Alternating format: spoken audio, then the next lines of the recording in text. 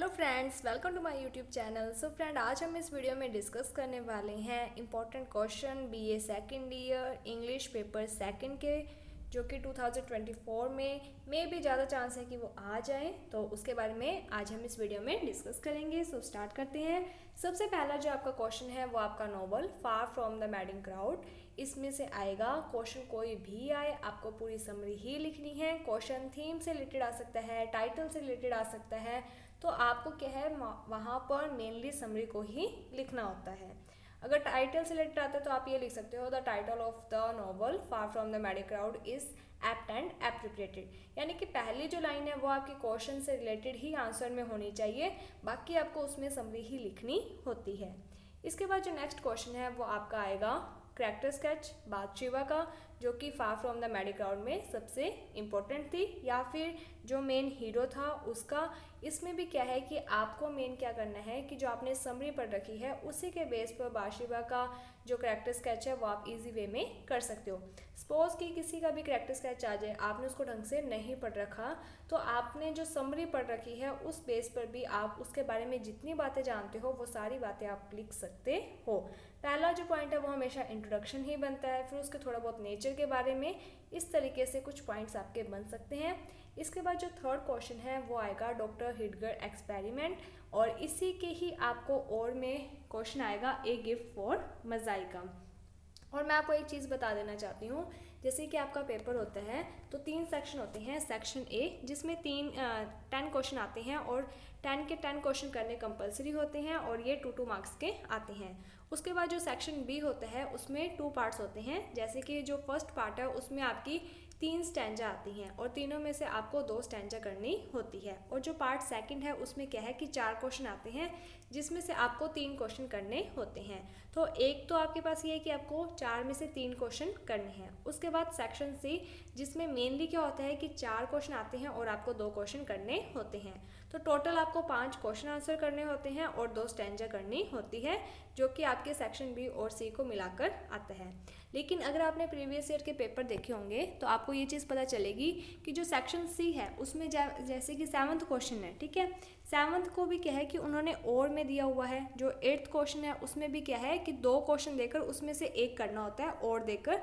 इस तरीके से क्या है कि आपको जो सेक्शन सी है उसमें ये बेनिफिट होता है कि जहाँ पर 4 में से 2 क्वेश्चन करने होते हैं वहाँ पर वो आपको 6 क्वेश्चन दे देते हैं, या फिर 5 क्वेश्चन दे देते हैं, जिसमें से आपको 2 करने होते हैं। तो ये आपके लिए एक बहुत अच्छा बेनिफिट हो जाता है। इसके बाद जैसे कि थर्ड क्वेश्चन में मैंने आपको दिया डॉक्टर हिटगर एक्सपेरिमेंट, और में ए गिफ्ट फॉर मजाई, तो वहाँ पर भी आपको ऐसे ही 7th या 8th क्वेश्चन में सेक्शन सी में आपको देखने को मिलेगा। इसके बाद जो नेक्स्ट क्वेश्चन है वो आपका आएगा on getting off to sleep. आपको इन सभी टॉपिक की समरी ही पढ़नी है, क्वेश्चन कुछ भी आए आपको वहाँ पर समरी के बारे में ही लिखना है।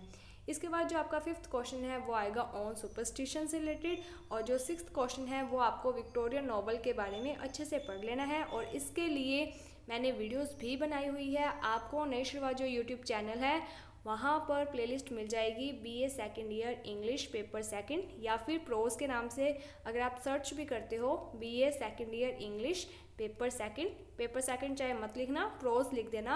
आपको क्या है कि प्लेलिस्ट मिल जाएगी जिसमें 35 वीडियो आपको मिल जाएंगी, और इन 35 वीडियोस में आपको प्रीवियस ईयर के जो पेपर हैं वो भी मिल जाएंगे, एंड इसके साथ ही जो वीडियोस हैं प्रोज से रिलेटेड वो भी आपको मिल जाएंगी, नॉवल हैं उनसे रिलेटेड वीडियोस भी आपको मिल जाएगी, और विक्टोरियन नॉवल का जो क्वेश्चन है उससे रिलेटेड भी वीडियो बनाई गई है, तो आप प्लेलिस्ट में उस वीडियो को ज़रूर देख लेना। अब जो स्टैंजा है वो जो थर्ड थॉट, यहाँ पे स्पेलिंग में टी लगाना है, तो कोई भी मैसेज ये ना करे कि मैम स्पेलिंग गलत है, ये जल्दी में लिखा गया है तो यहाँ पर टी रह गया। ओके, आप गलतियाँ, कुछ ऐसे कमेंट्स आते हैं जिसमें लोग गलतियाँ ज़्यादा निकालते हैं, तो मैं ये चीज़ बता देना चाहती हूँ कि आपको जो मैटर दिया जाता है वो इम्पॉर्टेंट है, आपकी जो हेल्प हो रही है वो ज़्यादा इम्पॉर्टेंट है। मेरी गलती आप छोड़ दो, मेरा तो हो गया जो होना था, आपकी बारी है, अब आपको अपना ज़्यादा फोकस करना है, ठीक है। तो स्टैंजा, थर्ड थॉट और इसके अलावा सिलेक्टेड स्नोबेरीज में से आ सकता है और ए रोज फॉर इमली में से आ सकता है। अब आपको क्या करना है, जैसे कि आपने हर एक जो प्रोज है उसकी समरी सुन रखी है, तो बहुत सारे स्टूडेंट हैं उन्हें इस बात का होता है कि मैम हमें कैसे पता चलेगा ये स्टैंजा कौन से प्रोज में से आया हुआ है। तो आप एक बार ना उस जो भी स्टैंजा आती है उसको आप 2 या 3 बार पढ़कर देखो। इससे क्या होता है, कुछ कीवर्ड्स होते हैं, जैसे कि आपको क्या करना है कि हर एक टॉपिक की जो समरी है उसको एक बार आप हिंदी में सुन लो, भले आप उसको रटो मत, 5 पेज याद मत करो, बस एक बार उसकी स्टोरी सुन लो। क्योंकि प्रोज में आपको ये बेनिफिट होता है कि इसमें क्या है, समरी होती हैं जो कि नॉर्मल कोई कहानी से रिलेटेड होती है और कहानी जल्दी याद हो जाती है। ठीक है, तो आपने उस समरी को सुन लिया, उसके बाद क्या होता है कि उसी समरी के बेस पर जब आप उस स्टैंजा को 2 से 3 बार पढ़ोगे तो कोई ना कोई कीवर्ड्स होते हैं जिसके बेस पर क्या है कि आप इजी वे में पढ़ सकते हो, पता लगा सकते हो कि ये कौन से प्रोज में से आया हुआ है। जैसे कि कोई भी रुपये वगैरह की बात आती है तो वो किस में से आया हुआ, थर्ड थॉट के बारे में आया होगा। अगर कोई ओल्ड एज वगैरह के बारे में बात आ रही है तो किस पे आया होगा, on the pleasure of being old, उसमें से आया होगा। अगर कोई भी सुपरस्टिशन की बात आ रही है, जैसे कि कोई लैडर का मीनिंग होता है सीढ़ियाँ, ठीक है, वे सीढ़ियों के नीचे से नहीं जाना चाहिए, कोई बिल्ली रास्ता काट लेती है, 13 नंबर से रिलेटेड, या फिर आपको कोई मरीज के बारे में आ जाए, कोई सोल्जर है वो बीमार हो गया, उसके मरने उसको बहुत ऐसा लग रहा था कि वो मर जाएगा, इस तरीके से उसकी उम्मीद ख़त्म हो गई थी। तो ये जितने भी कीवर्ड्स हैं ये सभी किससे रिलेटेड आ जाएंगे, आपके सुपरस्टिशन से रिलेटेड। स्नोबेरीज में तो आपको वहाँ पर पूरे स्टैंजा में एक आधा वर्ड स्नोबेरीज का दिख जाएगा। अगर कोई वाइन से रिलेटेड वर्ड आ रहा है, कोई जैसे इंग्लैंड का वर्ड आ रहा है, वहाँ के लोगों के रहने का वर्ड आ रहा है, तो ये सब किस में आएगा, सिलेक्टेड स्नोबेरीज में से आ जाएगा। ए रोज़ फॉर इमली में एक लड़की है, कोई रूम के बारे में बात आ रही होगी, तो इस तरीके से कोई आती है लड़की से रिलेटेड बातें तो वो ए रोज़ फॉर इमली हो जाएगा। उसके अलावा और ए गिफ्ट फॉर मज़ाई है जो इसमें गिफ्ट से रिलेटेड बातें, जैसे कि इसमें स्टोरी सुनी होगी आपने, अगर आपको हेयर से रिलेटेड बात सुनने को मिलती है, क्रिसमस ईव वर्ड आ जाता है और वॉच वर्ड आ जाता है, चैन वर्ड आ जाता है, हेयर वर्ड आ जाए, तो ये सारे किससे रिलेटेड है, आपके ए गिफ्ट फॉर मज़ाई से। डॉक्टर हिडगर एक्सपेरिमेंट में फ्लोरिडा वर्ड आ जाएगा, वाटर वर्ड आ जाएगा, फाउंटेन वर्ड आ जाएगा और यंग एज वर्ड आ जाएगा, रिवर्ट, इस तरीके के जो वर्ड्स हैं वो आपको किस में मिलेंगे, डॉक्टर हिडगर्स एक्सपेरिमेंट जो प्रोज है उसमें से मिल जाएंगे। तो इस तरीके से जो भी आप टॉपिक्स पढ़ते हो उन टॉपिक के बेस पर आप पता लगा सकते हो कि वो किस में से आया हुआ है, तो ईजी हो जाता है इस बेस पर आपको करना।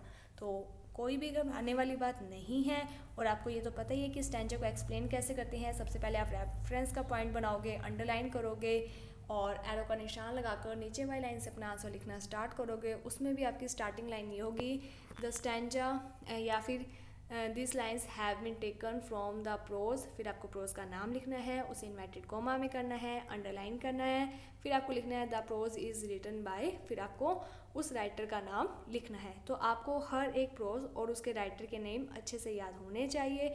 उसके बाद आपने प्रोज की जो भी समरी वगैरह पढ़ी होगी उसकी 2-3 लाइन्स आप लिख देना। देन आपको लिखना है कॉन्टेक्स्ट, उसको भी अंडरलाइन, एरो का निशान, नेक्स्ट लाइन से अपना आंसर लिखना स्टार्ट कर देना।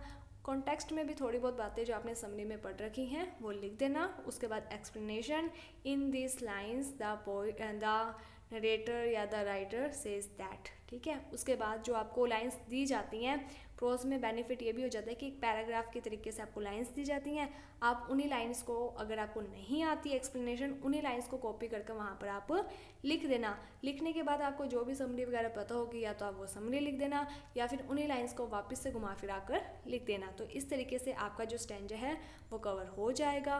कोई भी डाउट हो तो आप हमें कमेंट सेक्शन में बता सकते हो। टेलीग्राम ग्रुप नई शुरुआत बनाया गया है, उसे भी ज्वाइन कर सकते हो और वहाँ पर भी अपने डाउट्स वगैरह पूछ सकते हो। So thank you friends for watching my video. Thank you.